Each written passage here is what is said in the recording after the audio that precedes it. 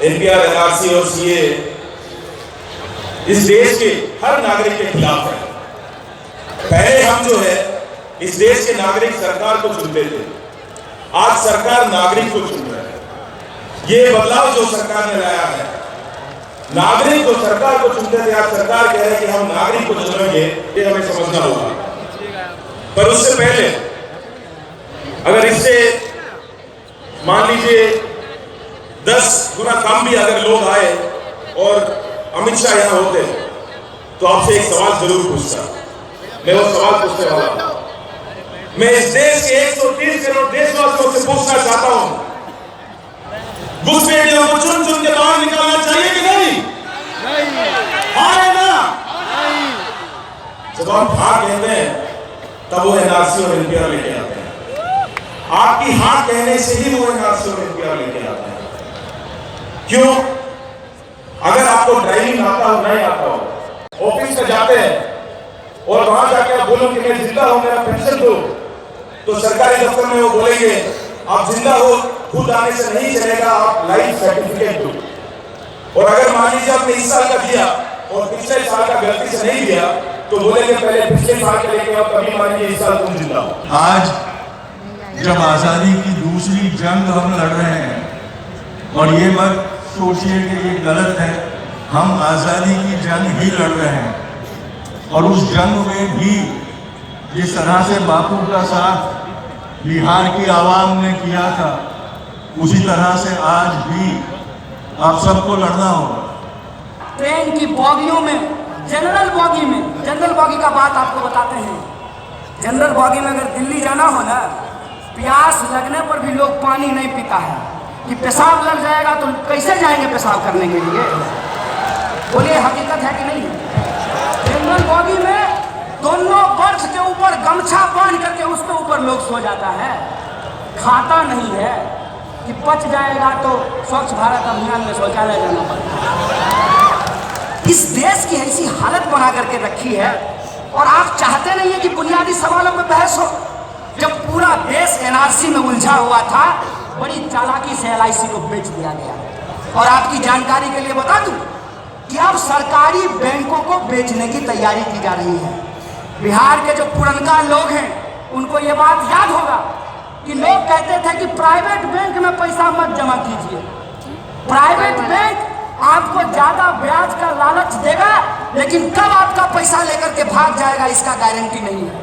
क्या जी? सब लोग आपको बता देंगे, जाइएगा देख लीजिएगा। पटना जंक्शन के बगल में जो पुल है, उस पुल के सामने से देखिएगा कभी भी हेलियस ग्रुप लिखा हुआ मिलेगा। अगर गांव में कोई मर जाता था, चाहे वो किसी जाति या धर्म का हो, पूरे गांव में खाना नहीं बनता था। बोलिए ऐसा होता था कि नहीं होता था? बताइए।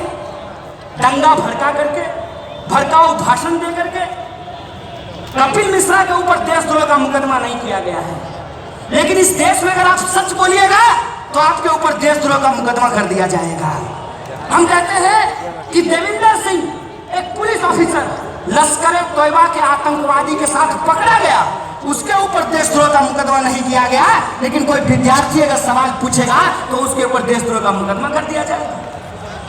आप मैं बताइए, अरे मानिए मैं तो जवान हूँ, मैं तो यूनिवर्सिटी में पढ़ता था, जब देश को जरूरत थी क्यों नहीं लोग निकले सड़कों पर? क्यों नहीं गए दिल्ली में? सारे के सारे नेता, सारा का सारा ऑफिस दिल्ली में है। लोग निकल करके अगर चले जाते तो दंगाई भाग जाते। हमने फेस किया है दंगाइयों को, 9 बार जनगण मन यात्रा के ऊपर हमला हुआ है। हम जानते हैं कि ये डरपोक लोग हैं, ये भारत के टट्टू हैं। इनके सामने आप खड़े हो जाइए, इनसे आंख मिला लीजिए, ये चापलूस भाग खड़े होंगे। ये भरोसा मैं आपको दिलाना चाहता हूँ। 9 बार हमला हुआ है, एक बार भी हम नहीं भागे, मैदान में डट करके खड़े हो गए। इनको क्या लगता था? पत्थर फेंक करके, शीशा फोड़ करके, हमारे ड्राइवर का हाथ तोड़ करके हमारा यात्रा पूरी की है। लेकिन हम यहाँ रुकने वाले नहीं हैं, हम यहाँ रुकने वाले नहीं हैं, क्योंकि मैंने आपको कहा कि लोगों को और नेताओं को पॉलिटिकल स्टंटबाजी से बाहर निकलना पड़ेगा। अपनी नौकरी से हाथ धो सकते हैं, सैकड़ों पत्रकारों को सच्चाई लिखने के चलते उनकी नौकरियों से बाहर कर दिया गया है। आप अगर सच लिखेंगे, सच बोलेंगे तो आपको देशद्रोही कहा जाएगा। इसमें कहीं भी दलित या ब्राह्मण का जिक्र है क्या? इसमें कहीं भी महिला या पुरुष का जिक्र है क्या? अगर नहीं है तो आज जो इस देश में जात और धर्म के नाम पे जो नफरत फैलाई जा रही है, इंसानों को जो इंसान से बांटा जा रहा है, आपको लगता है कि ये देशभक्ति है? अगर आपको नहीं लगता है कि ये देशभक्ति है तो आप इसका विरोध करेंगे, और आप जब इसका विरोध करेंगे तब आपको अपनी नौकरी गंवानी पड़ सकती है। जिस नाम पे बोली जा रही है, जात और धर्म के नाम पे, उसको ढूंढने की कोशिश करें।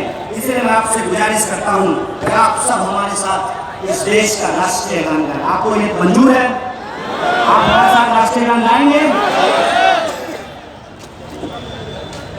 जन गण मन अधिनायक जय हे भारत भाग्य विधाता, पंजाब सिंध गुजरात मराठा द्रविड़ उत्कल बंगा, विंध्य हिमाचल यमुना गंगा, उच्चल जलधि तरंगा, तब शुभ नामे जागे, तब शुभ